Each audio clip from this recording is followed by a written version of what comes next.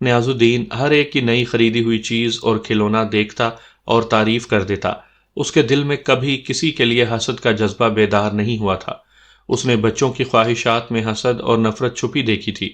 کوئی بچہ جب دوسرے بچے کا کھلونا دیکھتا تو اس سے حسد کرنے لگتا، اور اس حسد کی آگ، تیز آگ میں کبھی کبھی وہ جل کر کھلونا توڑ بھی دیتا تھا۔ اس کے بچپن کا سب سے قریبی دوست امجد تو خواہشوں کا مچلتا ہوا طوفان تھا۔ نت نئی چیزیں لینا اس کا دل پسند مشغلہ تھا۔ خواہشات نے امجد کے اندر نفرت اور خواہشات کا طوفان بھر دیا تھا۔ کسی ہم عمر کے پاس وہ کوئی اپنے سے اچھی چیز دیکھ کر برداشت نہیں کر سکتا تھا۔ وہ چاہتا تھا کہ ہر اچھی چیز اس کے پاس ہو اور اس کی ملکیت ہو۔ امجد کھاتے پیتے گھرانے کا چشم و چراغ تھا، اس لیے اس کی جائز اور ناجائز خواہشات کی تکمیل بآسانی کر دی جاتی تھی۔ چونکہ گھر میں پیسے کی ریل پیل تھی، اس لیے اس کے منہ سے نکلا ہوا ہر تقاضا فی الفور